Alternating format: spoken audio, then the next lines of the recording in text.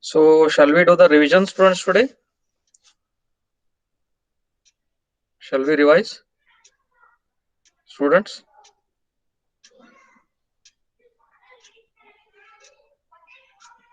Shall we do the revision? What all we have done assignment questions?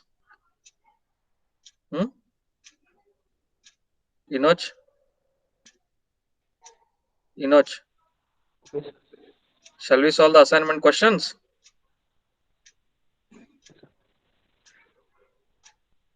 Chetan?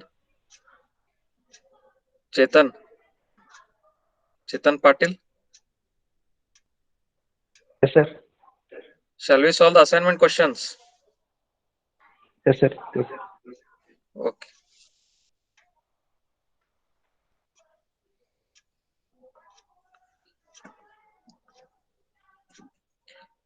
Explain the program scan in PLCs. How to define the scanning, students? First question is explain the program scan in PLCs from your assignment.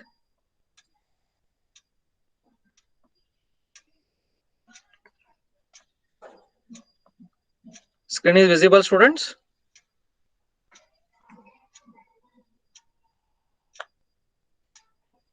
Screen is visible, students? Yes, sir. Yes, sir. Okay, fine. Now, what is meant by program scan? Program scan is we are first starting the process. We are inputting the data, and this input data is read by the processor, right? It is read and it is stored into the bit image file of the PLC input data. This is called input scan. Then next is program scan. Program scan is, that is, the radar rung executes, it inputs the data whatever we have fed to the PLC, it operates on that, right? It performs the process, and then it will provide the output. So as it provides the output, the output scan process, this will continue, and then this output scan process, what it will do, it will provide the output. This output scan, already output is provided by the program, the ladder rung. This output scan will see that this output is used to control the field devices. This is output scan. Then the housekeeping operations. These housekeeping operations are checking the memory, whether the memory is sufficient or not, and checking the speed of operation, whether speed is sufficient or not, and if there are any communication requests, those requests will be satisfied, right? All these are called as the housekeeping operations. This one complete process is called as program scan.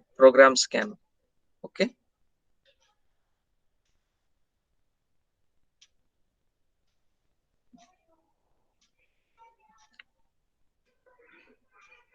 The same thing here. In image table file, the data whatever is stored, it is read by the program.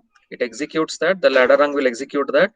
It will return the result to the output image table file. Okay, and that output is used to control the field devices.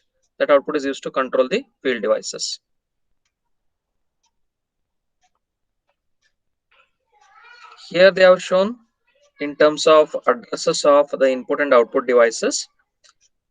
Here input device address is I:3/6. It indicates that 3 is the which number? I means input.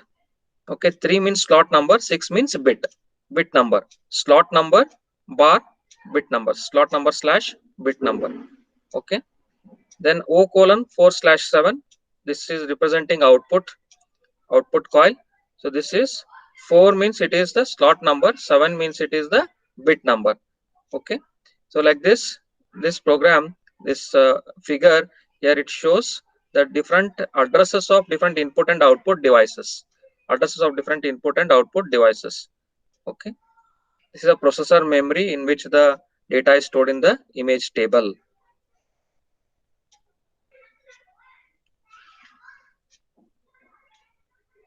This is for the scan process applied to multiple rung program. If it is in series, it is an AND function. If it is in parallel, it is or this rung. It is like that. If it is a parallel branch, okay.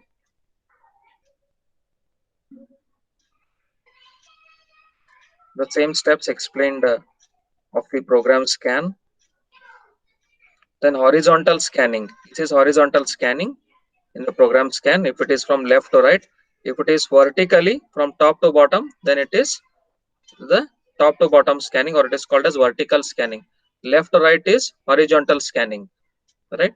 First it will scan from left to right, first rung, then second rung left to right, like that. That is horizontal scanning. Vertical scanning means from top to bottom, top to bottom. This is first, it will take this contact, then this contact of the second rung, this contact of the third rung, this contact of the fourth rung, like that. Then it will come again back. Then if there is no contact here in the second vertical column, this is the second, the contact, so it will scan this. Then there is no contact here, so it will go on scanning like this. Okay, this is vertical scanning. The next question in your assignment, what is your next question in your assignment, students? Can you just read out that next question in your assignment? I think it's about the PLC programming languages. Explain the various PLC programming languages. Which are the various PLC programming languages? Can anybody tell me? Various PLC programming languages. Yes, please. Which are the programming languages? Ladder rung diagram. It is the graphical description, which is in the form of contacts and coils.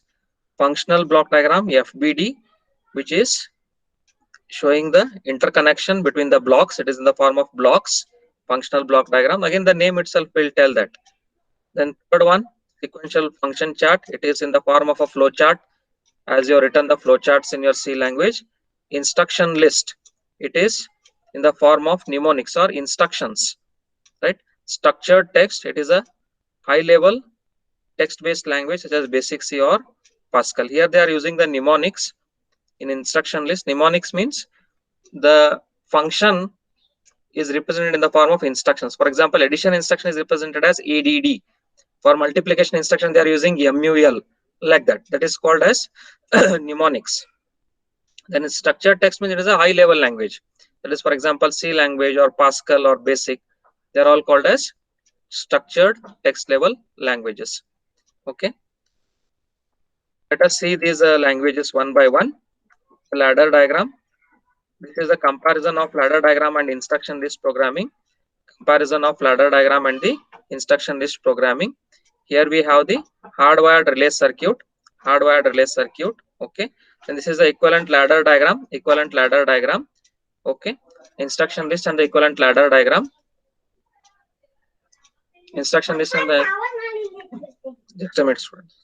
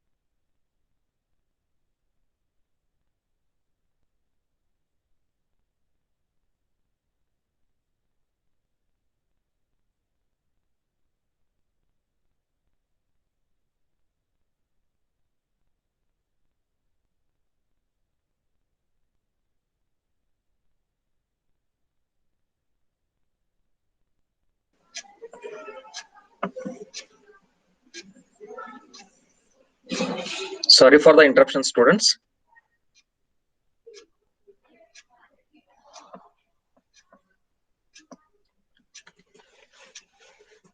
Here we are comparing the ladder diagram and the instruction list programming.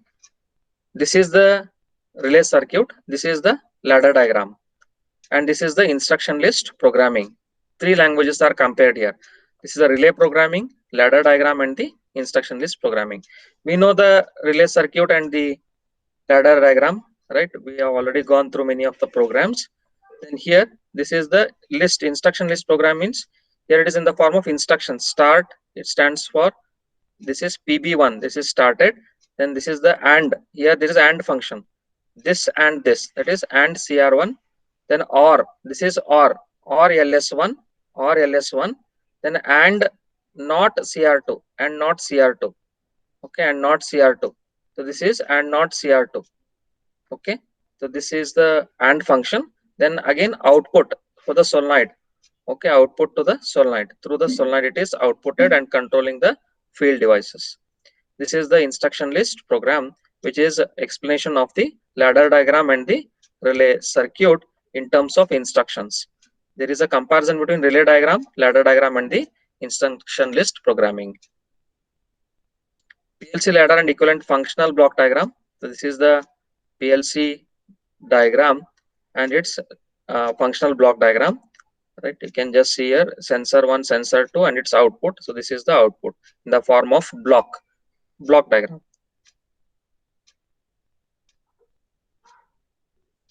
Again the same functional block diagram of various functions. AND function, if there are two in parallel, it is OR function.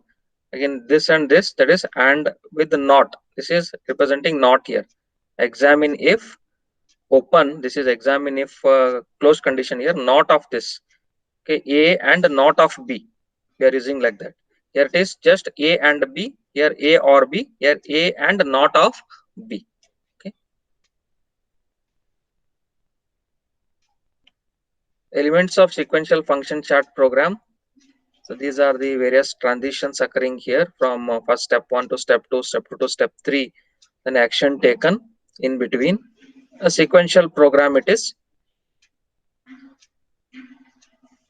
Structured text program. Structured text program is in the form of high level languages such as, this is in the form of flowchart, right? Sequential functional programming.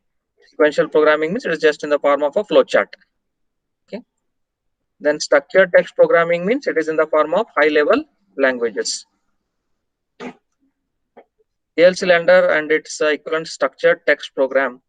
This is the structured programming. Here it is shown at the below. If sensor 1 and sensor 2, these are true, then solenoid 1 will be actuated. Else if sensor 3 and sensor 4 and not of sensor 5, then solenoid 1 will also be actuated. That is, it will become true. And end the program, end the ladder diagram program. Okay. Next is the relay type instructions. What is the next question, students, in the assignment? With suitable figures, explain the relay type instructions of PLC. Relay type instructions. Relay type instructions are examine if closed and examine if open, and one more is output energize. Examine if closed, examine if open, and output energize. These are the three relay type instructions. First you have to write like this, then you have to go on explaining each one of them. Examine if closed, examine if open, and output energize. This is the figure which explains examine if closed instruction. Here this is the symbol for examine if closed. Here we are pressing the switch, then it is instruction is interpreted as true. If it is in closed condition, it is interpreted as true. If it is open condition, it is interpreted as false. This we call it as examine if closed. Examine if closed instruction.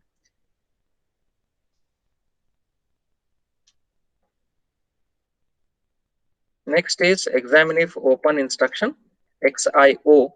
Here closed condition is represented as, if you press the switch, it is represented as false. If we open the switch, it is interpreted as true. If we close the switch, that is closed position, it is considered as false here in examine if open. It is just opposite to that of examine if closed. Then open position means it is considered as true, right? Even though closed position is stored as 1 in the bit image file, it is interpreted as false.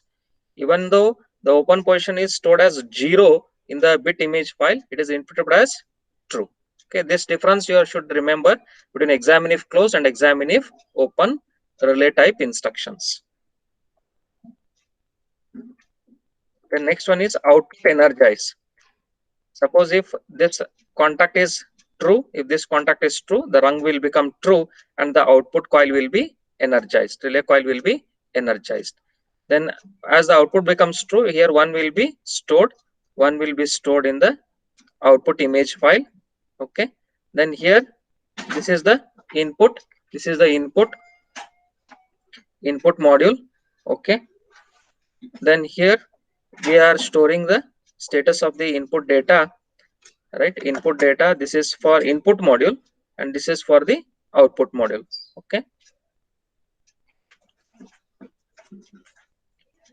then they have quoted few of the examples, the ladder rung diagrams and their explanation as to how they work here, relay type instructions. Now here this coil will become true when this coil is energized. This is examine if open, right? So when these three in series will become true, the output coil will be energized. And this is the parallel branch. This and this, when they become true, the output coil will be energized. Similarly, this examine if open and examine if close, when these become true, the output coil O/2 will be energized. Okay, so they are showing the combination of examine if open and examine if closed instructions in the, and also the output energize instruction, the combination of all the three in the ladder rung diagram.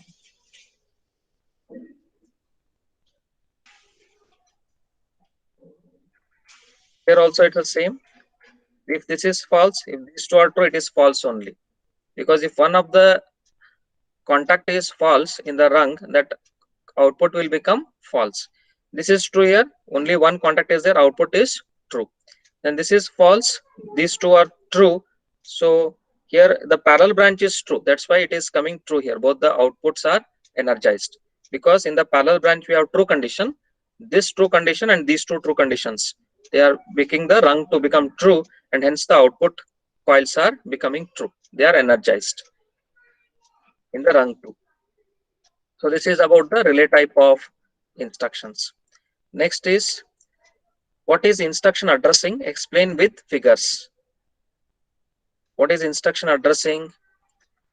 Instruction addressing is mentioning the addresses for the instructions, right? We are using the instructions, contacts, then coils, right? Switches, is it not? These instructions we are using in the ladder rung diagram. If we use the addresses for these instructions, right? Memory locations which they are stored, in which memory location input switch is stored, in which memory location coil is stored, in which memory location data of contacts is stored. So this is called as the instruction addressing. As we can see in this figure, this is the input file 1 slot 3 bit number 12. This is I:3/12. It indicates that it is input, then 3 is slot number, 12 is the bit number. Then similarly, that is shown in the input image table file. It is stored as 1 when the switch is pressed. Then I:3, this is 12, the same thing. Input switch, it is shown in the form of contact here. I:3, that is input slot 3 bit number 12. Similarly, O:4, that is output here. O:4/6, that is output. 4 represents the slot number and 6 represents the bit number. In the output image file, it is slot number 4 and bit number 6 where the data is stored, output data is stored.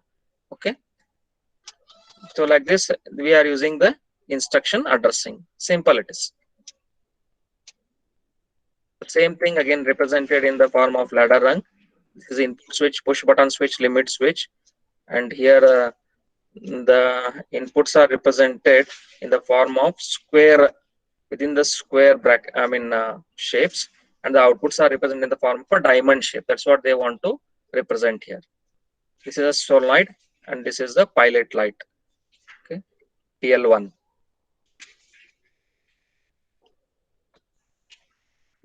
Write about the branch instructions of PLCs. Next question, question number 5. Okay. Are you following here, students? Any difficulties here in the assignment questions? Are you following up till now? Students, are you following up till now? Any difficulties here? Nimani Patil? Nimani Patil? No, sir. No, sir. Following, right? Okay, right. Next is the branch instructions. Branch instructions are used to create parallel paths. There is a rung diagram. If you are connecting a parallel path parallel to the first one, let's say there is a first rung, we are connecting a parallel path to the first rung, then that becomes the branch instruction. Now these branch instructions are the one, they are the combination of input conditions to establish logic continuity in the rung. More than one combination of input conditions. It is OR condition, because when they are connected in parallel, it is OR condition. If it is in series, it is AND condition. This is how it is represented, branch condition. This is the first rung and we are connecting one more contact in parallel to this. This is the OR condition. That is either A or B. When they are energized, the output coil C will be energized. Okay. That is, what is the condition here? If any one of these parallel branches form a true path, the output is going to be energized. Any one of these, if it is energized, output will be true. If both are false, then the output will definitely be false. Either one of these must be true for the output to be energized.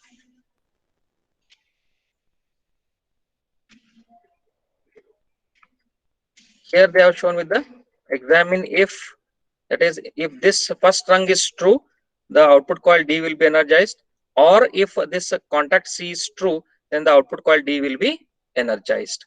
So this A and B, not of B. This is examine if closed instruction. This is examine if open instruction. That means this will become true when it is in closed condition. It is true. This is true when it is in open condition. Right. So when these two are true, the rung will become true and the output coil D will be energized. Or if this contact C is true, examine if closed contact C, then the output coil D will also be energized. Branch instructions. This is one more example. Similarly here, when A is energized, all three C, D and E, all the outputs will be energized. Remember. Then if B is energized, then also all the three will be energized at the same time, C, D and E coils, output coil. Here what is happening? When A and D are energized, E is energized, or when B and D is energized, E is energized. What about for C? When A is energized, C is energized, or when B is energized, C is energized. Simple. Okay. Then we have the nested branch conditions. Nested means there is one branch within another branch. Input and output branches can be nested to speed up the processor scan time. A nested branch starts or ends within another branch. A nested branch starts or ends within another branch. So here we are having one branch within this branch, right? There is one more branch here. So such branches need not be you have to draw the same figure, right? You can just, if you remember the concept, you can draw it on your own. Okay, need not be you have to draw the same figure as it is. You have to memorize and you have to write the same thing. Not like that. If you know the concept, branching means what? It is a making the nested branch means what? One branch within another branch. Okay, the point here is a nested branch starts or ends within another branch. That is, here there is one branch, and inside this I am making one parallel branch. This forms the nested branch. So there is one branch here, and I am making one branch here parallelly, in parallel. So this is nested branch, like this.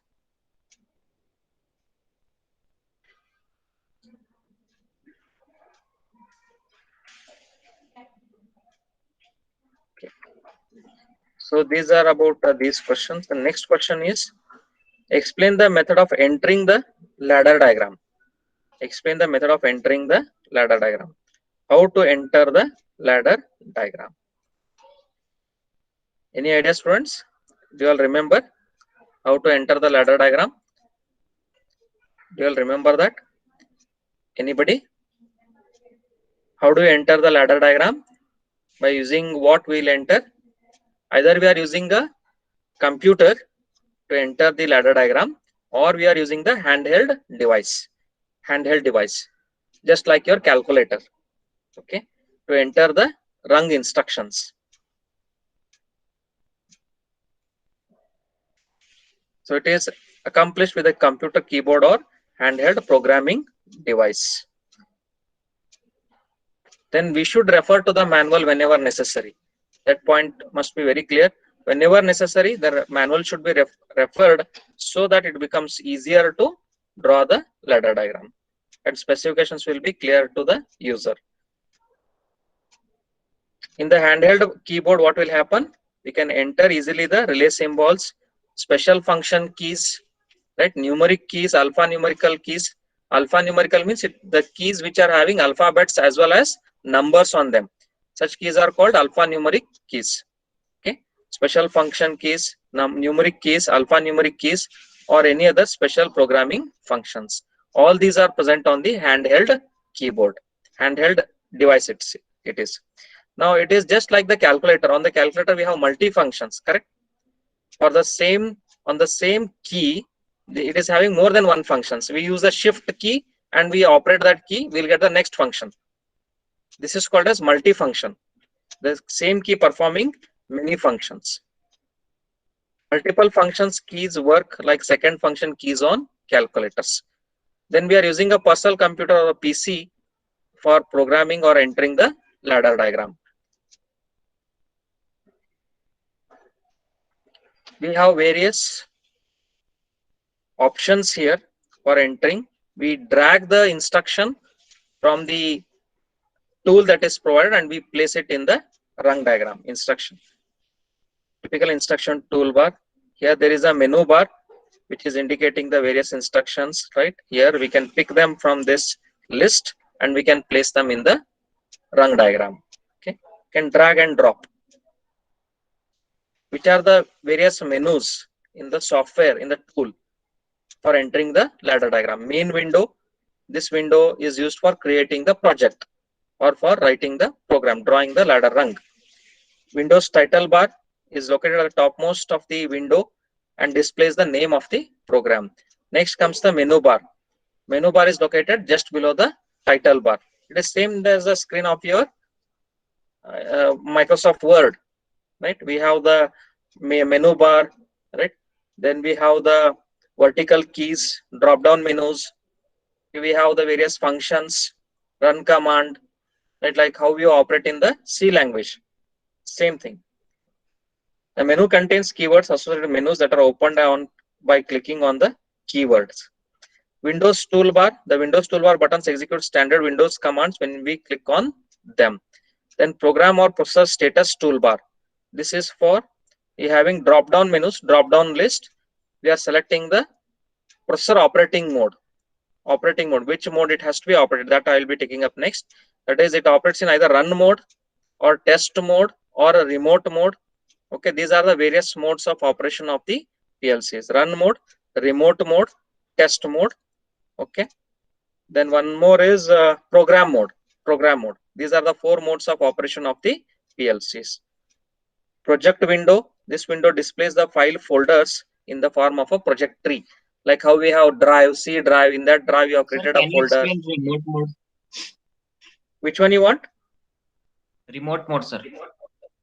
Remote mode. I'll come to that. That is next one. I'll come to that. Okay. This is, I am explaining a ladder diagram here. Just I have taken a link to that portion. That is the next question. I will explain that remote mode. I'll come to that. The project tree, that is nothing but in the form of a directory or the path that you are giving. Okay, that is the project tree, right? So from the project tree, we can open the files, we can create them, we can edit them, we can modify them, right? We can delete, we can rename. All this is possible in the project tree. Result window, it provides the result of the verification operation or the whatever rung diagram you executed. Result of that will be provided in the result window. If there are any errors, those errors will also be displayed in the result window. Active tab, this shows which program is currently active. Currently active means the present running program, whichever program you are running now. at present, that is nothing but shown by the active tab. Status bar, this contains information which is relevant to the current file. The existing file, active file information is provided by the status bar. Split bar, this is for splitting the ladder diagram program into two. It is equally split into two. Split the ladder window to display the two different program files or groups of ladder rungs. The ladder program is split into two parts, two portions, so that becomes easier for analysis. Tabbed instruction toolbar. This toolbar displays instruction set.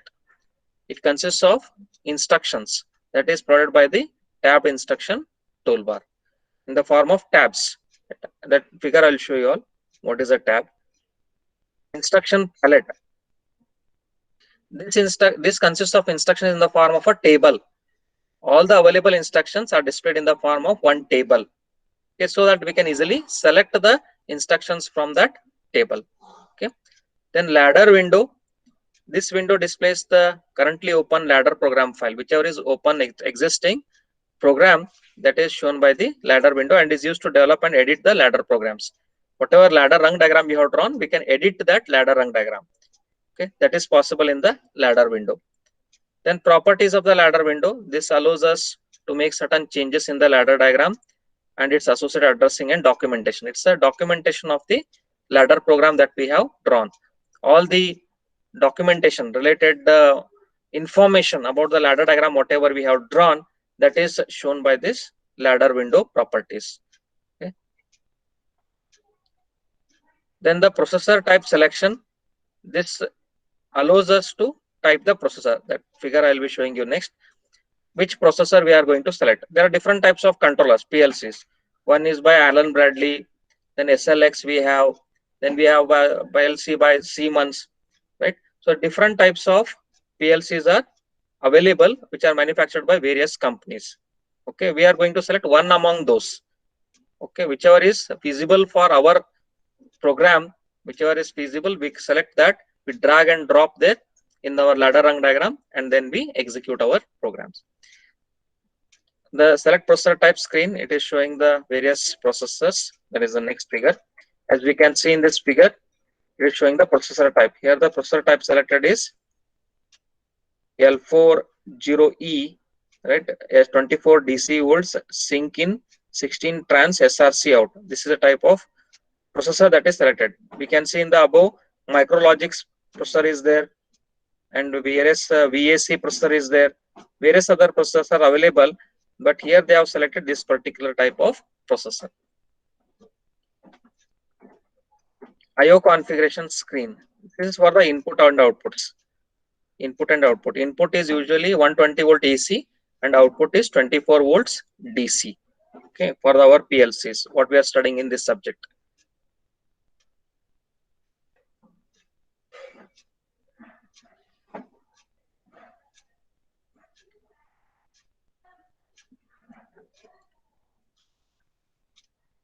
This is about the data files. We have the data. This is B3 is the address, and we have the various addresses B3:0. So this is of how many bits? 16 bits. And similarly, this is B3:1. This is also having 16 bits. We can store the data in any one of these addresses.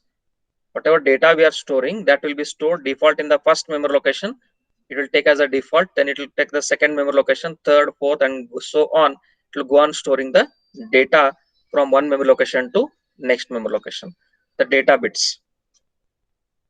Then coming to the modes of operation, what you are asking. Here we have the question, write short note on various modes of operation. There are mainly three modes of operation: run mode, remote mode, and the programming mode. What are these modes? Now, programming mode is, we first start the PLC. We first start the PLC, right? Where there are various settings, various configurations, right? Those configurations all are coming, like upload files, download files at the beginning of the PLC, at the starting of the PLC, or any changing any software configuration files in the program. Okay, entering a new program, editing, updating an existing program, all these come under the program mode. All these come under the program mode. Okay. Then next comes the run mode. Run mode is the execution mode. When the program is under execution, that is called as the run mode. Fine. Now in the run mode, what will happen? It will first monitor the input devices. It will read the data, store it in the bit image file, input image table file. Then the rung diagram will read this data from the input image table file. According to the ladder rung instructions, it will execute that. Right? It will execute, it will collect the data and perform operation on the input data, and then it will provide the data to the output. Provides the data to the output for controlling the field devices. So this is all about the run mode. Okay. Then next coming to the test mode. Test mode. In the test mode, what is happening is used to operate or monitor the user program without without controlling the field devices. Okay, it is just used for testing purpose. We get the output, but the output is not used to control the field devices. That is what is our internal contact, what we call them, internal relay contacts. They are meant to provide the output, but they are not controlling the field devices. They are meant only for testing purpose, whether that radar program is executing correctly or not, for checking that. That is the test mode. Okay. Then next one is, after the test mode, we have the remote mode. Okay. So remote mode, in the remote mode, what we are having, we can change the processor operating mode from run mode to, that is between, we can switch over from run mode. Run position, it is having 3 position switches to change the processor operating modes. Okay, so we can change from run mode to program mode, or from program mode to remote mode. Okay, so this is possible in the remote mode. In the remote mode, what is happening, it is changing between program mode and the run mode. In the remote position, allows the PLC to be remotely changed between program and run mode by a personal computer connected to the PLC processor. Here what is happening is, in the remote position, there is switch over from program mode to run mode. Program mode is the whatever we are inputting the data at the beginning, what all initialization we are doing, or uploading, downloading, inputting the program, editing the program, okay, changing the program, all these will come under the program mode. Now we have to run the program, so we have to switch from program mode to run mode. That switching operation is performed by the remote position switch. There's a switch. When we operate that switch, it changes the dial from, or it changes the switch location from the that is remote position to, from the program mode to the run mode. That is done by the remote position switch. Remote position switch will change the switch position from the program mode to the run mode. This remote mode is helpful when the controller is in a location that is not easily accessible. We have the controller PLC at one site, and then the field devices far away, which is not within the reach of the PLC. There is a PLC at one site, and the field device is somewhere far away at certain distance, right? We want to control that field device which is far away. So that is performed using the remote mode of operation. Okay, the remote mode of operation will also help us not only to switch from the program mode to run mode, but also for controlling the field devices which are at a certain distance away from the PLCs. So that is also one of the functions of the remote mode. Okay. Is it clear, students, what is meant by remote mode now? You had asked a question on this. Sir. Clear, right? Is it clear, the remote mode? What is meant by remote mode? What is the function of the remote mode? Or is it understood? Yes, please. Is it understood? Understood or not? Yes, sir. What happened? Voice is breaking, or what happened? Are you able to listen to my voice clearly? Yes, sir. Yes, sir. Okay, fine.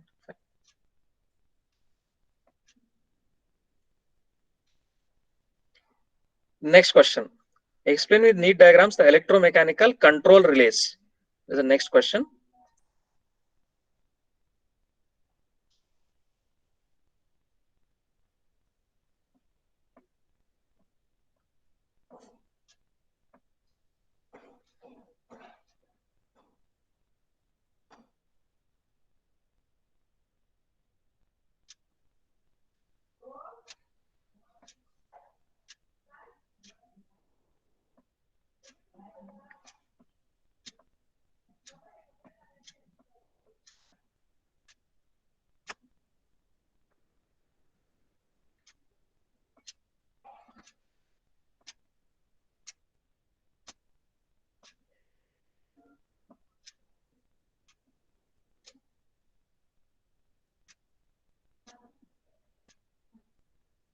Just a minute, students.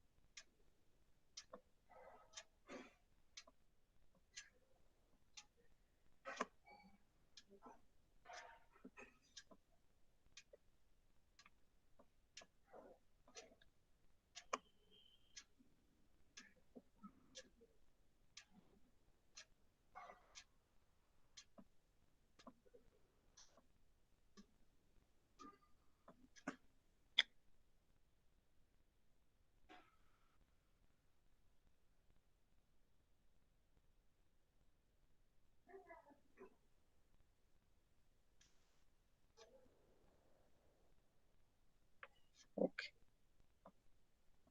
So we are discussing about the electromagnetic control relays or the control relays. So here, this is the electromechanical control relay. We are applying the DC voltage. The switch will become closed. This current will be passed into the coil, and there will be magnetic flux. Because of this magnetic flux, right? This contact, because of the magnetic energy, the contact will become closed, and the current flows in the output circuit. And the current flows in the output circuit. Okay. Based on the magnetization energy of this coil, this contact may be either open or closed. Okay. If it is energized, the contact will become closed based on the current, and if it is magnetic energy is not sufficient, then the contact will become open and the current will not flow in the output circuit. Okay. This is what is called as the electromechanical control relay. It uses the principle of electromagnetism to switch the contacts. It is shown in the diagrammatic form. Here, this is in de-energized position. Coil is not energized. When coil is not energized, the armature, it is in original position only. It has not switched from one position to another position. Okay, it has not changed its position.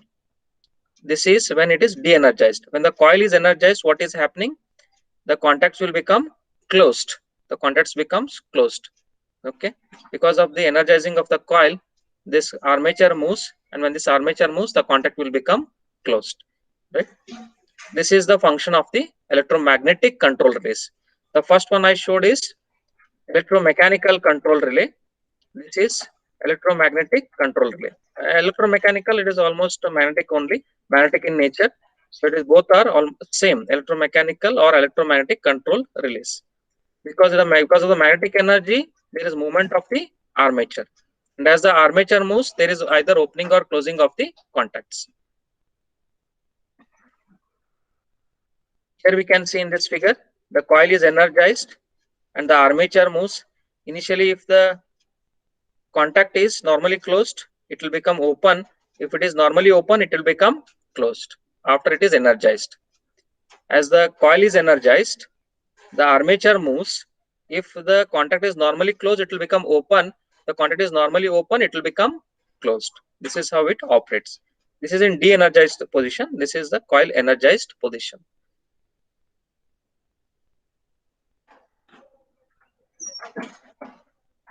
In this figure, the control relay is de-energized. As it is de-energized, this is normally open, so it is off.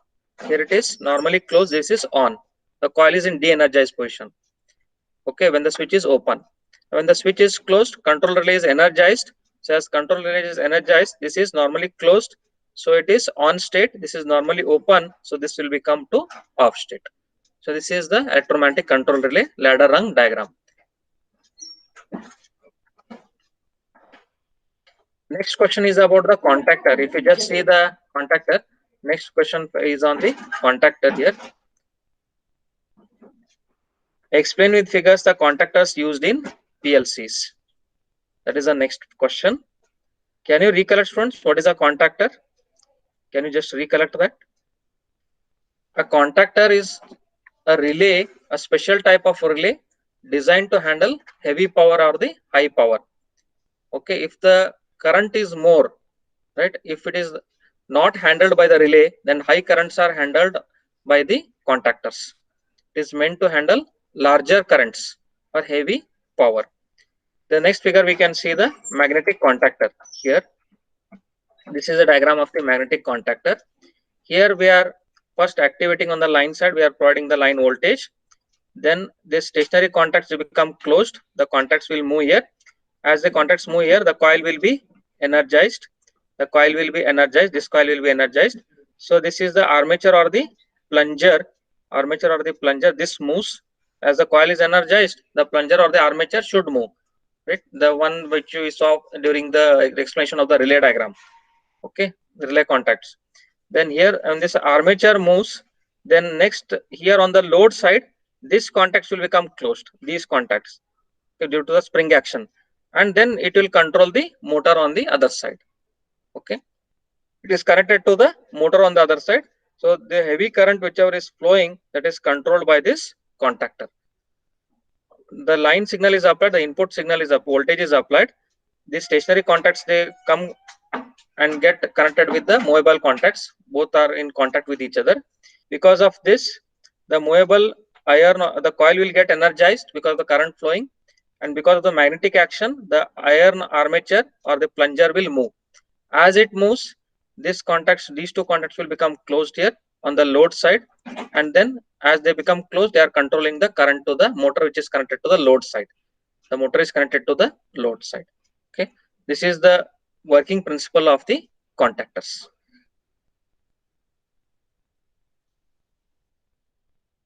Next part is the motor starter. That is our next question. Write a short note on motor starters. The motor starter is a combination of a contactor and the relay.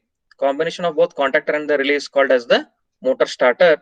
The motor starter is meant to control the current for starting of the motors. It is meant to control the current provided for starting of the motors. Let us see the working of the motor starters. Here it is the figure which explains the working of the motor starters.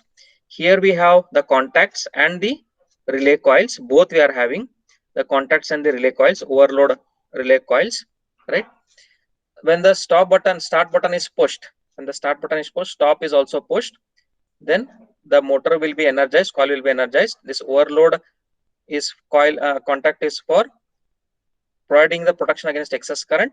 Then these open positions, okay, these open positions of the motor contacts, they will become closed as they are energized. They are normally open first. When they are energized, they will become closed and the current will start to flow, and that is how they are controlling the turn on and off of the motor here, three-phase motor. Okay, now the current which is flowing here, suppose if it is exceeding, so this M contact is used to seal in the current here. That means even if this start button is released, the current will be maintained in the circuit. This whatever current is flowing in the circuit, if it is exceeding, if it is more, then what will happen?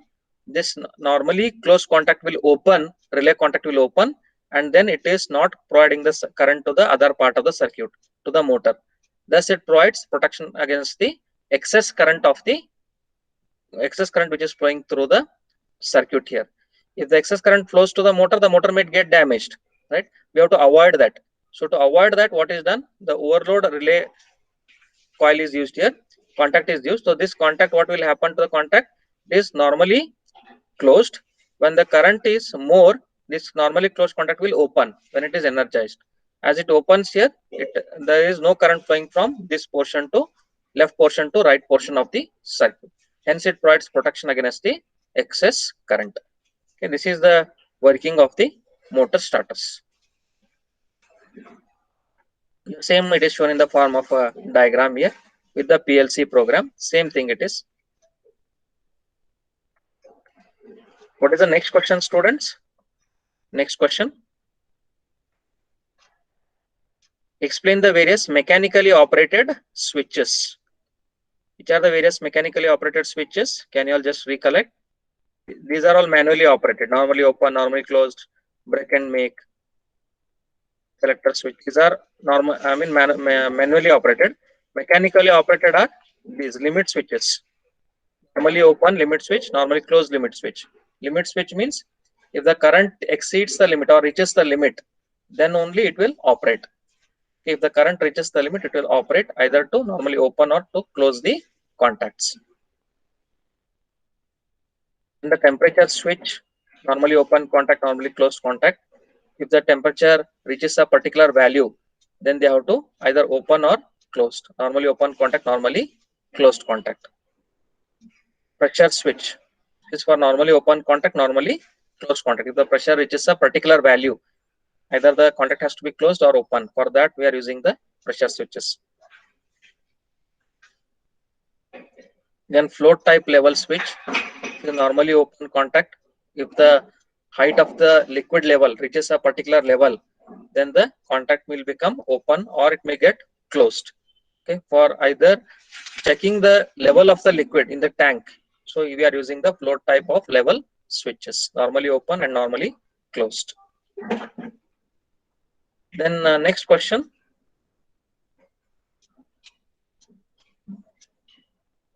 What is the next question, students? It is on next question. Can you just read out the next question in the assignment? Explain the various sensors in detail with necessary figures. Explain the various sensors in detail with necessary figures. We have to go through various types of sensors. So various types of sensors I will explain.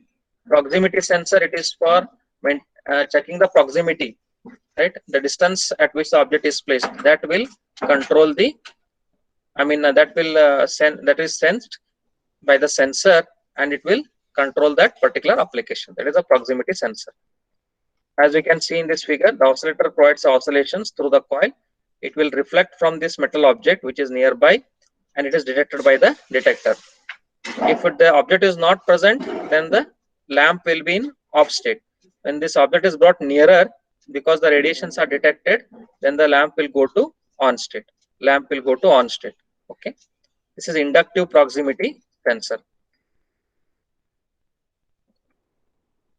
This is a 3-wire DC sensor connection. And similarly, we have 2-wire proximity sensor connection. This is a sensor sensing range.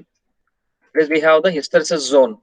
Hysteresis zone is when the object is brought nearer and when it is moved away. The difference between those 2 points is called as the hysteresis zone. It's called as the hysteresis zone, right?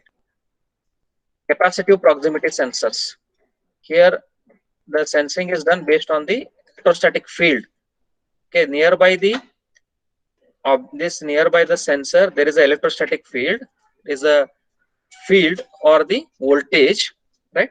And when the object is brought nearer, what happens to the voltage waveforms? They get disturbed.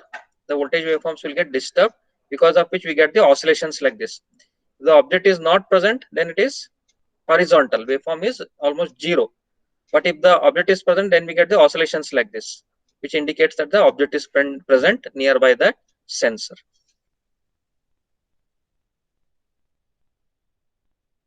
This is one more example of milk tins moving away on the conveyor belt, which is sensed by the proximity switch. Sensed by the proximity switch. Okay.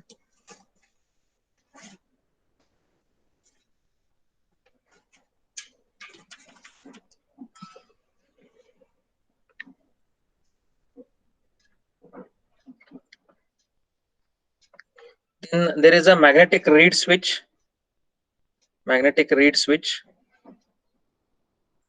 Here, this magnetic reed switch is in the form of, these are called as reeds, right? This is a parallel inside this, plate-like structures. What you are seeing, when it is brought nearer to the magnetic field, so these they move nearer to each other. They get attracted because of the magnetic flux or the magnetic field. They come nearer to each other, and because of this, what will happen? The contact will either open or close. Right? This is the function of the magnetic reed switch. Light sensors. we have photovoltaic and photoconductive light sensors. This is photoelectric light sensor where the light energy is converted into electrical energy. Here it is transmitted from the transmitter, from the LED. It strikes the object, then it returns back to the receiver. At the receiver, there is a phototransistor which converts the light energy into electrical energy. So like this, by measuring the electrical energy, we will be able to sense whether there is a nearby object or not. This is a photoelectric sensor. Next is photovoltaic and photoconductive light cells. In the photovoltaic solar cell, what is happening? The light energy is converted into voltage. In the photoconductive light cells, the light energy is converted into change in resistance. This is the difference between photovoltaic and photoconductive. Photoconductive means light energy converted into voltage. Photoconductive means light energy is converted into change in resistance. Photoelectric sensors, when through beam scan technique, where the both transmitter and receiver are placed parallelly with each other, the light is transmitted, and based on the echo of the signal, both the transmitter and receiver are detected. The through beam scan technique used by the photoelectric sensors to detect an object. Retroreflective scan, in this, both transmitter and receiver are both present in the same housing, in the same compartment, and the reflection takes place from the object and it is detected. Fiber optic sensors, which makes use of total internal reflection, which you have studied in your PU level, total internal reflection principle. If the refractive indices of the two medium are adjusted in such a way that the incident light will get completely reflected within the same medium, it is called total internal reflection. Okay, that principle it will work, and it is here employed to, it is used to detect the objects which are moving on the conveyor belt. Here it strikes this object and the light is received at the other end. Based on the intensity of the light received at the other end, the objects are counted or they are detected. One application is PLC barcode application. From the barcode of the items, the light gets reflected, the light gets absorbed, and wherever there is empty spaces, right, the light will get reflected from that. This energy is converted into electrical energy or in the form of electronic numbers, wherein we'll be able to decode that information and we'll be able to read it, like how it is used in various say in shops, in malls, right, to find out the price of that quantity. To find out the price of that quantity, we are using the barcode scanners. Similarly, it may be used for some different applications also in industries. This is how the PLC barcode scanner application is used, detecting the object and then diverting that object to the different compartment. Ultrasonic sensors, they send the sound signal that is echoed back. The sound signal is echoed back, and based on the distance or based on the velocity, they are going to measure the object or detect the object. This is how it is. They are sending the sound energy, it is reflected back, and it is echoed or reflected back, and this is calibrated in terms of 420 milliamperes, right? If it is a distance height of the object, the bottom portion of the object is taken as 4 milliampere, the topmost portion of the object is taken as 20 milliampere. If it is a nearer one, then the distance would be less. Okay, if it is farther away, then the distance would be more, and that is converted into form of electrical signal, the form of 420 milliampere signal. And based on whatever the electrical magnitude is measured, 420 milliampere, based on that it is calibrated to measure how much is the distance from that object or whether that object is present nearby or not. Strain or weight sensors, to convert the applied strain into equivalent resistance into change in resistance, that is called as strain or weight sensors. For example, load cells, that is used on the highways for measuring the huge load carried by various vehicles, right? The load carriers, when they carry the load, right, to measure how much is the load carried by them, that is measured by the strain or weight sensors. In temperature sensors, we have the thermocouple, which consists of two wires of different metals joined at two different ends. One is maintained at the hot junction where the high temperature is applied. Another junction is maintained at a lesser temperature. It is called as a cold junction. Okay, when the difference of temperature is maintained between the two, the voltage is formed in the circuit, The voltage is developed in the circuit because of which the current flows. This is how it is, the temperature sensor or the thermocouple. Flow measurement. Then in the flow measurement here, because of the flow, this turbine rotates. As the turbine rotates, there is linking of the flux with the conductor. We know that whenever the flux linking with the conductor changes, an EMF is induced. Right? So because of this magnetic energy linking with this conductor, the pulses are generated, and these pulses are counted to determine how much is the flow rate or the speed with which the liquid is flowing into this section. Velocity and position sensors. Velocity and position sensor, we are using the tachometer for measuring the velocity, and for measuring the position, or we are using then optical encoder wherein the light falls onto the rotating disc, and the rotating disc has the slots on the periphery. As the light passes through the slots, it is available at the other end. We can measure the distance of the object from the sensor using this encoder, optical encoder, okay, or the rotating disc. Output control devices, that is the next portion. So this is asked in one of the papers. Yes, please. Lights they use for timing. Yes, correct. You are right. Stroboscopic principle. Yes. Yes. Same principle. It is correct. Yes. So these are some of the symbols you will have to remember. In one of the question papers in VTU, they have asked this. Next part is actuators. That is the one of the next questions I have asked. Explain the construction and operation of solenoid and solenoid valve. Solenoid and solenoid valve. So this is nothing. Solenoid is nothing but an actuator which converts the electrical energy into mechanical energy. Let us see the working of the solenoid. So when the electrical signal is applied here to this coil, it gets magnetized, because of which this plunger, this moving part armature, moves inside this coil. Okay, because of this it operates the plunger, and there is mechanical movement, because of which we will be able to control the movement of different devices or the different parts. Electrical energy is converted into mechanical energy. This is the function or the working principle of the solenoid. This is a symbol of the solenoid.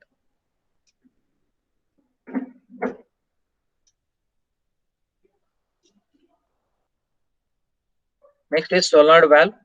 Here the coil is being passed with the electrical energy, it gets magnetized, and then this will operate, this will move, right? And then there is opening or closing of this. Based on that, the liquid or the fluid will flow from one part to another part, or from one portion to another portion, as we can see in the next figure. This is the inlet, this is the outlet. When the coil is de-energized, this has moved up in the upward position, it is not moved down. Okay, it is energized, then it will come down. The orifice is constricted. So when the orifice is constricted, what will happen? There is no movement of the fluid from inlet to the outlet. Stepper motors. So that is next question, I think. Operation of solenoid and solenoid valve is done. Explain the process used to control level of water in a storage tank and its ladder diagram. Water level control in the tank. This is one of the important questions. It has been asked in the VTU question paper also. Water level storage in the tank. This one it is. Here we are having this. First, you have to draw this figure. You all have to draw this figure, and then you have to mention the various positions. This is a low sensor switch. When the liquid level is low, then as it is low, then what will happen? Because of the low position, the pump has to now pump the liquid into the tank. Okay, it has to pump the liquid into the tank because it is at low level.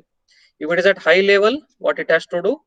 It has to stop, or it has to latch that. It has to seal in that signal saying that the condition is high, liquid level is high, right?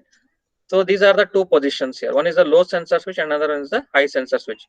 The pump is running, then it is shown as green light. If it is low level, red light. If the level is high in the tank, then it is this yellow light will be glowing, yellow lamp. Then we have on off position and manual bar auto position. Here, when this manual bar auto, this position is true, it's examine if open, it is true when it is open. Then the low sensor switch is pressed, low sensor switch. It indicates that the motor, the liquid in the tank is at low level. The liquid in the tank is at low level. The motor will turn on now in order to fill the liquid into the tank. Then this manual bar auto and latch bar unlatch, these are used to latch the information so that they can be used later whenever necessary to latch the data. Latching the data means to store the data whatever is available so that it can be used for future purposes. And this is manual bar auto or high sensor switch. If the condition is high, then both these will go true. That is manual bar auto switch is pressed and high sensor switch are pressed, because of which the latch coil will be turned on for latching the information of the high sensor switch. So high sensor switch, this is a high condition here. So this is condition is latched by the latch coil. Then manual bar auto, then this is closed. This is true when it is examine if open. So it is true when it is open condition. Low sensor switch, when both are open, then it is unlatching the coil. Whatever latched information was there, that is unlatched, so that again the now the low sensor switch is sensed and it is started to fill the liquid in the tank. It will start to fill the liquid in the tank. Right. This is to latch the the manual bar auto control. When it is under manual bar auto control, also it is used to unlatch the coil here. When this is operated alone, manual bar auto switch. Then this motor, when it is started to operate, it is closed. The green light will be glowing, or the green lamp will glow here. It is in running state. Then when low sensor switch is activated, that is examine if open. When it is open, it is true. Then the red lamp will glow. The red lamp will glow here. Okay, when it is low sensor switch, when the position of the liquid in the tank is low, that time the red lamp will be glowing. Fine. Then once the high sensor switch is closed, once the high sensor switch is closed, the yellow lamp will glow. The yellow lamp will glow, which indicates that the level in the tank is high. So I'll have to explain this much, students. First, draw this figure. First, I explain these conditions here. Off position means what? Manual mode, automatic mode. Just explain in few sentences. Write the description in brief, and then you all have to draw this figure and explain this ladder rung diagram. Okay, sorry, ladder rung diagram. Okay.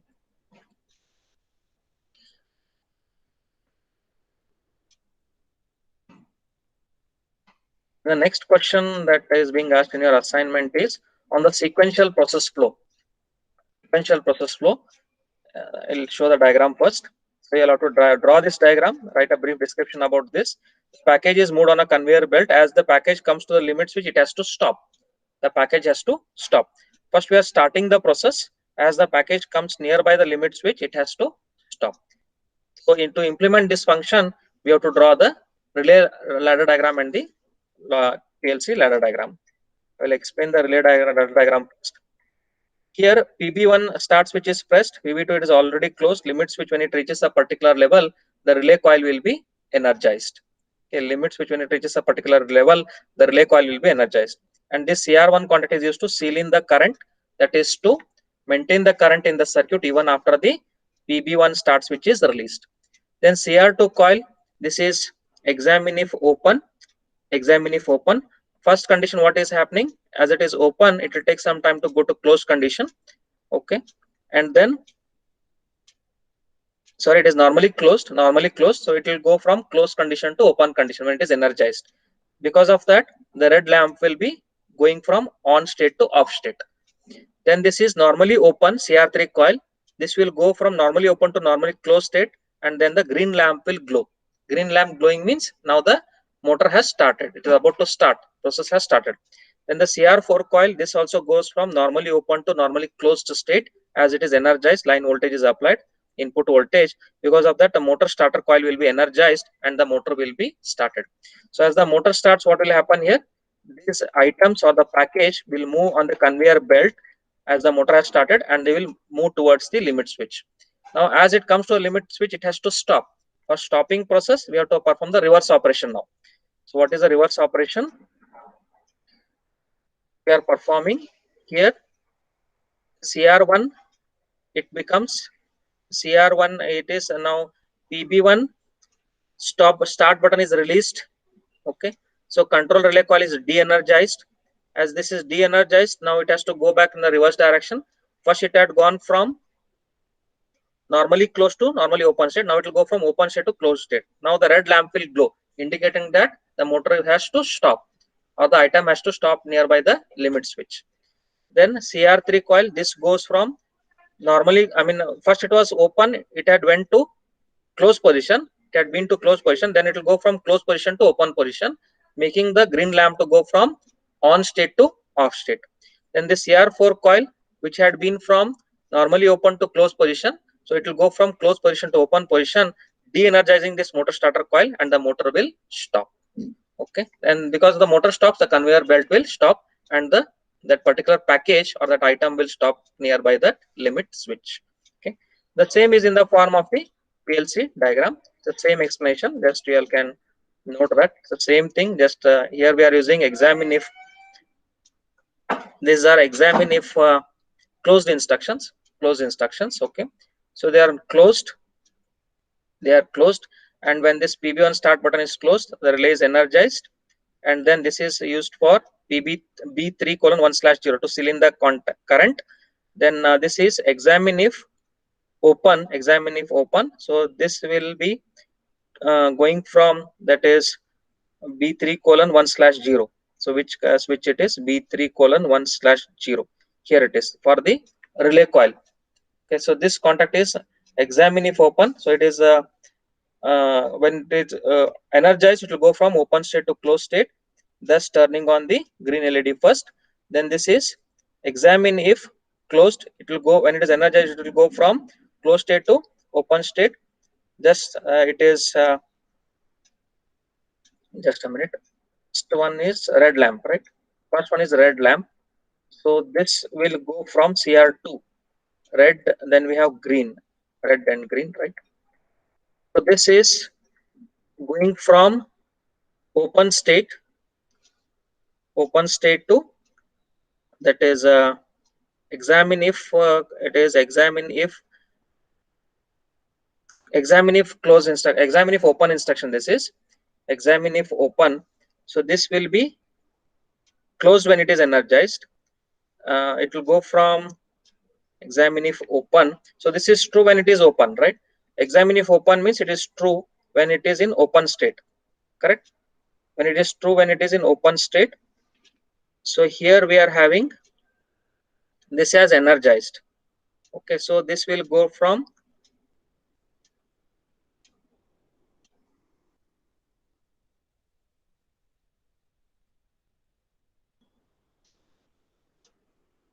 on state to off state. Red lamp will go from on state to off state. It is examine if open. When it is open, it will become true. So when it is open, what is happening here? This is true. So that is why it is going from off state to on state. It is open now. This is examine if closed. Right? It is examine if closed. So when it is energized, the contact is closed. Okay, therefore this is going from off state to on state. The green lamp, second one. So this is also examine if closed instruction. So as it is energized, it is in closed position. So the motor coil will be energized. The same will happen in the reverse order when we de-energize or when we release the push button PB1. The reverse process will takes place. Okay, just as we explained for the relay diagram, the reverse process takes place, and accordingly the PL1 lamp will go from, that is first it had gone from on state to off state. Now it will go from off state to on state because we are de-energizing this. We are de-energizing this coil. Okay, so 0 means first it was energized. Okay, then it is here energized means it will be, it is true when it is open condition. When we provide the, that is a reverse, that is opposite type of input to this, then it will become de-energized. First when you are providing 1, so for 1 it is normally true. Okay, so it is examine if open, it is normally true, right? For that condition, when we are de-energizing, it is 0, so it will become de-energized. So when de-energize, then the this PL1 lamp will go from what to what? It goes from on to off to on. Red lamp will glow. Then this will go from, this green lamp will go from off to from on to off, and the motor coil will be de-energized. Similarly, this examine if close instruction, it will become de-energized, and because it becomes de-energized for the open condition of the PB1 switch, this will be changing its state, and also the motor will change its state, and the motor will be turned off. Okay.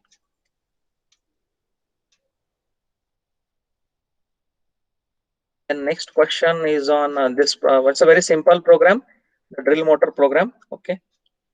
So on this drill motor, when we are pressing the PB1 and PB2 switch, when we are pressing the PB1 and PB2 switch, and part sensor and is sensed, at that time the drill bit should be turned on. Drill bit should be turned on. Correct. So that is a simple program. So that is they are connected in series. All the three. That is push button 1, PB1, PB2, and the sensor. When all the three are activated, the motor contactor will be energized. That is the next program which is asked in the assignment question.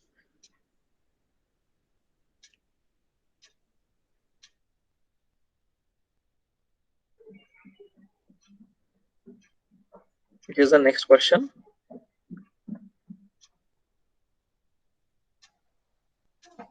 Explain the following timed contacts with necessary symbols: NOTC, NOCTO, NOTO, and NCTC. Quickly explain that.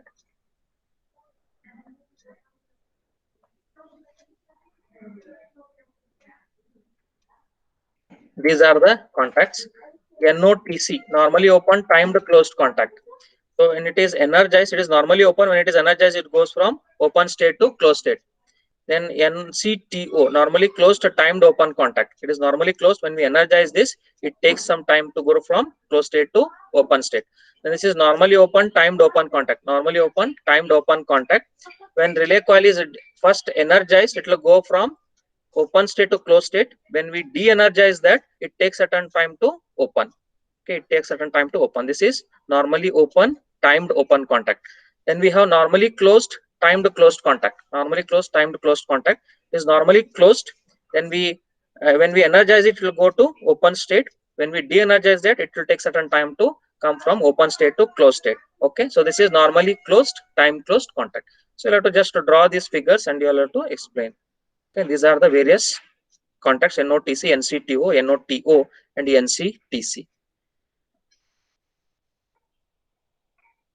The next question is on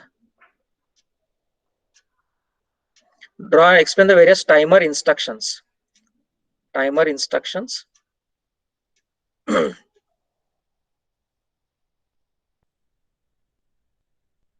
We have the various timer instructions, that is T on, T off, and retentive timer.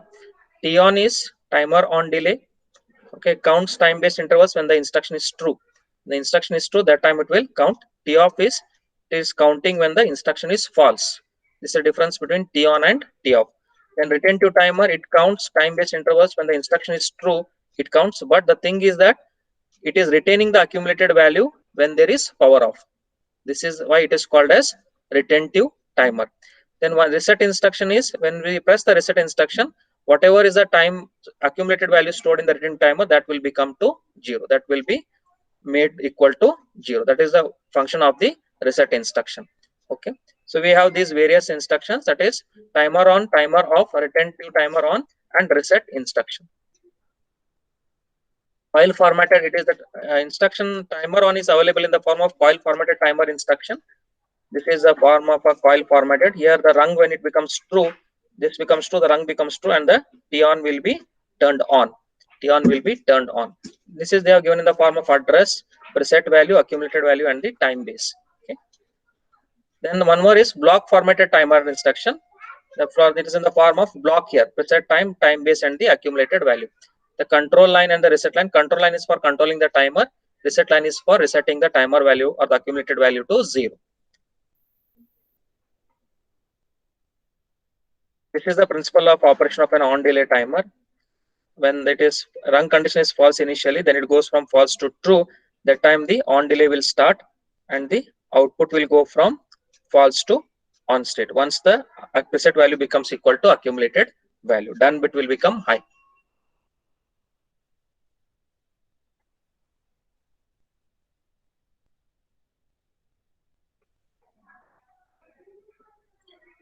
Next question is on explain the PLC on delay timer program with timing diagram. PLC on delay timer program with timing diagram. This is on delay timer program. Simple. When input A is closed, the timer on will start. it will go from 0 accumulated value to 10 up till the accumulated value becomes equal to 10. Then the done bit will become high. Once the done bit will become high, what will happen? The output coil D will be energized. Initially T4:0 is enabled, so when it is enabled, it is closed, output B will be energized. And as it is performing the timing operation, as the timing value is increasing, the output coil C will be energized. Okay, so when done bit is enabled, the output coil D will be energized. When this EN bit at the beginning, when enable is equal to 1, the output coil B will be energized. And when the timing is taking place, when the accumulated value is counting, that time the output coil C will be energized. Simple program it is. The same is explained in the form of a timing diagram. As you all can see in this figure, the timer enable bit, it goes from low to high. This is for 4 seconds. Timer done bit is not 1 still. Then for the next timing interval, it goes from 10 seconds. The timing interval is 10 seconds. That time the timer has operated its timing from 0 to 10 seconds. The done bit will become high. Then we have the accumulated value which goes on accumulating from 0 to 10 seconds. Then at 10 seconds, it will again come down to 0 after the timing has elapsed. Okay, for after 10 seconds, the accumulated value will come down to 0.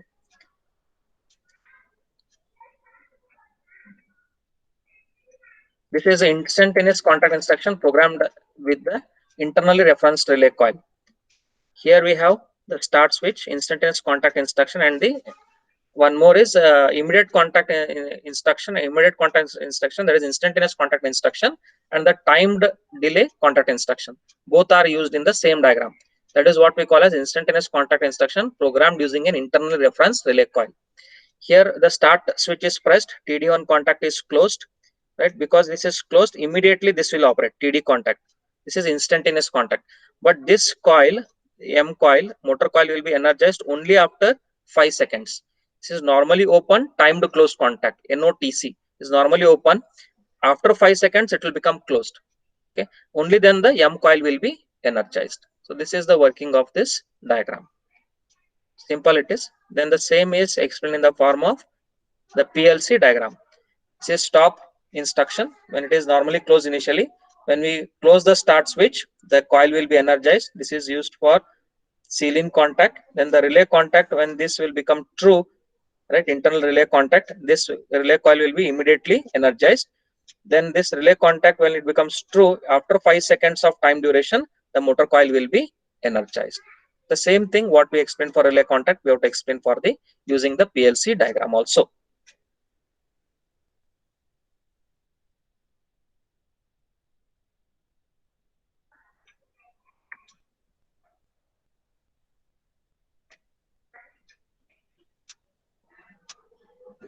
Explain the off delay, program timer and program for switching motors off at 5-second intervals. Interesting program. Off delay timer instruction. This is how the motors are switched off after every 8 seconds. First, what will happen? The switch is closed. The accumulated value of tie off will go from 0 to 5. Done bit will be enabled when it goes from high to low. So this is deactivated, T4:1, then M1 will be off. After M1 goes off, then next is, it is output of this is connected to here T off after 5 seconds. After 10 seconds of after 5 seconds of T off, 1 will go, done bit is high. That is after 10 seconds from 0, this T off timer of delay 2 will be enabled, will be completed its timing. The done bit will become go from high to low. So when it done become go from high to low, this M2 coil will be de-energized. So the motor M2 will be turned off.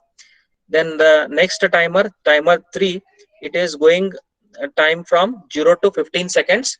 After 15 seconds, the done bit will be going from high to low, and because of which M3 coil will be de-energized and M3 will be turned off. Like this, M1, M2 and M3 will be de-energized after every 5-second delay. Fine.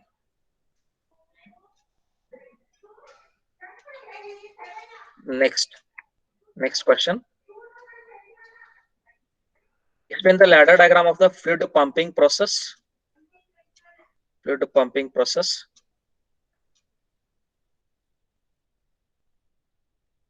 This diagram we have seen in the other day. It's a stop switch here. When it is pressed, it is already pressed, start is activated. Then this normally it is examine if open. When it is open, it is activated. So PS1, this gets closed and the pump will be activated. So when the pump starts here, when it gets closed, the pump delay will start.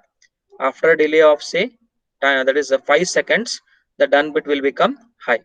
Okay, so when this done bit will become high, okay, and when PS2 and PS3 they are normally open, because it is examine if open. For open set only they are activated. Okay, the T of this timer of delay will be enabled, and then it will take certain time for pumping from tank A to tank B. The time delay for starting of the pumping is 5 seconds. That is called pump delay. And the time taken to pump the liquid from tank A to tank B, that is pump time. Okay. So once this is done, then the done bit will be set to high. Okay. This is the fluid pumping process explained with the PLC rung diagram. The last question, draw the ladder diagram for the control of traffic lights in one direction.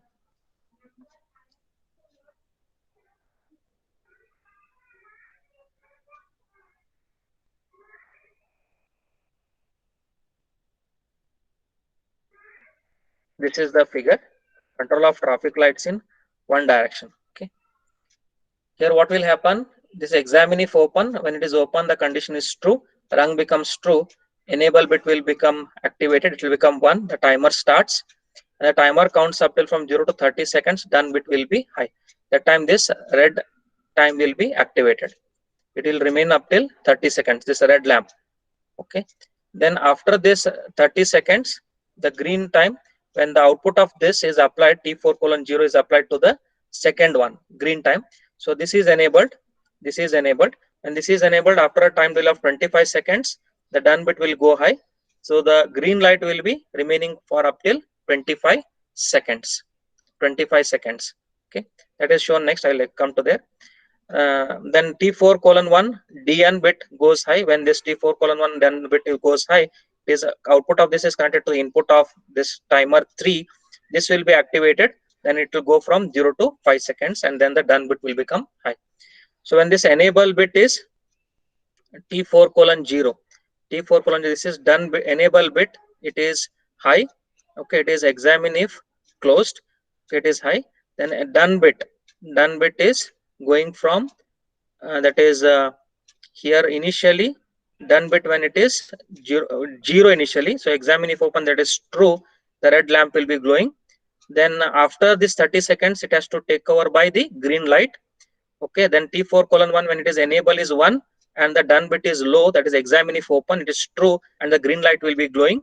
And then the next one is T4:2, then it has to taken over by the amber light for the pedestrians, and it is taken over at after 5 seconds. The enable light will be, this will be 1, it is this becomes true for examine if closed, examine if open, done bit. So here this is becoming true because it is low first, and then the amber light will be turned on for 5 seconds. Okay, so like this it goes on switching between red, amber and green. Okay, controlling of traffic light in one of the direction, in one direction. This is also one of the important questions. They have asked this in the video question paper. Okay.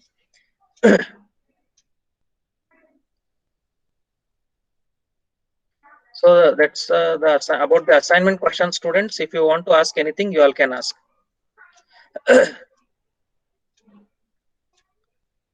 So we have gone through all the questions of the assignment, whatever is being given. So you'll want to ask anything, students, here? You'll want to ask anything? Praveen? Yes, sir. You want to ask anything? Any doubts? No, sir. All clear, sir. Fine. Chetan? Chetan Patil? Yes, sir. Any doubts here, Chetan? Any problem in understanding? No, sir. Okay. Inoj? Yes, sir. Clear? Assignment questions? Inoj? Yes, Okay. sir. Okay, fine. Nemani Patil? Anything you want to Yes, ask? sir. Any questions? No, sir. Okay. Okay, students. Then wish you all the best for the test. Do well. Thank you. Sir, attendance name I put. I'll give your attendance name. Don't worry. Okay. Fine. I'll note down. Okay. Thank you.